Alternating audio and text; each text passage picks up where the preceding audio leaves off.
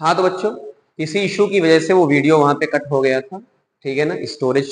तो हम कहाँ पहुंचे थे, हमने कहा आपको डिस्कशन मैंने पूरा करवा दिया था, फिर हम पावर के ऊपर चलते हैं। पावर का पैराग्राफ आपको पढ़ाना था, पहले यहाँ पूरा बता देता हूँ। देखो पावर का मतलब ये होता है कि आपकी पावर कितनी है, आपकी क्षमता कितनी है, आप कितने कम समय में कितना काम कर लेते हो। तो rate of doing work, rate यानी काम करने की जो आपकी क्षमता होगी, रेट होगी। और जहां भी वर्ड आ जाएगा रेट, रेट का मतलब टाइम से डिवाइड कर दो।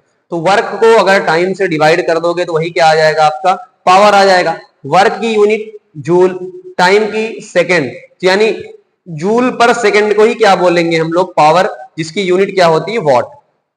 जैसे एक वॉट का मतलब क्या है, मैंने हमेशा बच्चों से बोला, वन का मतलब फार्मूले में पुट करो वन, वर्क को पुट करो वन यानी वन जूल, टाइम को पुट करो वन सेकेंड, तो वन सेकेंड क्या हो गया, वही वर्क। यानी एक सेकेंड में एक जूल एनर्जी खर्चा हो रही है, वही क्या है, वन वॉट है। तो 100 का मतलब क्या होगा, एक सेकेंड में 100 जूल की एनर्जी खर्चा हो रही है। तो देखो 100 वाट का जो बल्ब होता है, हम क्यों कहते हैं कि 100 वाट का बल्ब ना लगाओ, ज्यादा वाट का बल्ब ना लगाओ, क्योंकि जितना ज्यादा वाट का होगा उतनी ज्यादा एनर्जी खर्चा होगी, हमारी बिल उतनी ही ज्यादा आएगी। 10 वाट का मतलब एक सेकंड में 10 जूल की एनर्जी खर्चा हो रही है। आगे एक स्केलर क्वांटिटी होती है ना, जिसके अंदर कोई डायरेक्शन नहीं है, क्योंकि वर्क भी क्या होती है, स्केलर क्वांटिटी होती है। फिर हम लिख सकते हैं क्या, हम वर्क को एनर्जी लिख सकते हैं, हमने कहा हम वर्क को एनर्जी लिख सकते हैं, क्योंकि वर्क ही एनर्जी के फॉर्म में स्टोर होता है। क्या एनर्जी को mgh लिख सकते हैं, हमने कहा लिख दो, हमें क्या दिक्कत है। क्या वर्क को हम लिख सकते हैं फोर्स इंटू डिस्प्लेसमेंट या डिस्टेंस, हमने कहा लिख दो, क्या ही दिक्कत है। क्या डिस्टेंस अपॉन टाइम, क्या डिस्टेंस, देखो पावर जब लिखोगे, वर्क की हमने जगह लिख दिया फोर्स इंटू एस, क्या डिस्टेंस अपॉन टाइम ही स्पीड या वेलोसिटी होती है, यानी एक और पावर का फार्मूला आ गया, work sorry f into v. कभी आपको फोर्स और वेलोसिटी दी है तब भी आप निकाल सकते हो। किलो का मतलब क्या होता है, हजार। हॉर्स पावर एक नई यूनिट है, हॉर्स वाट, सॉरी हॉर्स पावर दिया होता है, हॉर्स वाट का मतलब 746 746 वाट होता है। किलो वाट आवर का मतलब क्या होता है, इधर देखो, किलो का मतलब क्या होता है, हजार, आवर का मतलब 3600 सेकेंड, 3600 सेकेंड। अब कुछ लोग कहेंगे सर ये क्या है, आपने जूल यूनिट क्यों रखी है। हमने कहा बेटा एक काम करो, इधर देख लो, वाट जो होता है यानी पावर, वो क्या होता है, वो होता है जूल अपॉन सेकेंड। यहां पर क्या दिया है, वाट इंटू सेकेंड, तो यानी वाट इंटू सेकेंड क्या होगा, जूल होगा। कल को ये भी पूछा जा सकता है, ये इंपॉर्टेंट है, ये जो यूनिट है वो क्या है, हमने कहा इतनी जूल है, इसी को हम लोग बोलते हैं एक यूनिट। जो हमारे घरों में ना 100 यूनिट खर्चा हो गई, 200 यूनिट खर्चा हो गई, बिल भरने जाते हैं ना। आगे पावर इज इक्वल टू डब्ल्यू बाई टी, तो हमें क्या चाहिए, डब्ल्यू, क्या डब्ल्यू पावर इंटू टाइम हो जाएगा। क्या डब्ल्यू को हम एनर्जी लिख सकते हैं, हमने कहा एनर्जी लिख सकते हैं, तो बस हो गया कहानी।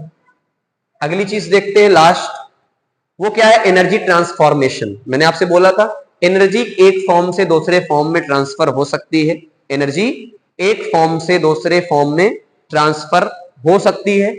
कैसे हो सकती है, आइए इधर देखते हैं। देखो hydro electric power house, hydro electric का मतलब क्या होता है, जो डैम होता है जहां पानी स्टोर होता है। तो पहले हमने बोला था जो पानी स्टोर होता है उसमें पोटेंशियल एनर्जी होती है, जब वो पानी गिरता है तो काइनेटिक एनर्जी होता है, उससे टरबाइन मूव करती है, मूव करती है, मूव करती है, बाद में क्या जनरेट होता है, इलेक्ट्रिकल एनर्जी जनरेट होती है। अगला थर्मल पावर हाउस, वहां पर केमिकल यानी कोयले को जलाया जाता है, उससे हीट मिलती है, हीट टरबाइन को रोटेट करती है, काइनेटिक एनर्जी आएगा, उससे क्या मिलेगा, इलेक्ट्रिकल एनर्जी मिलेगी।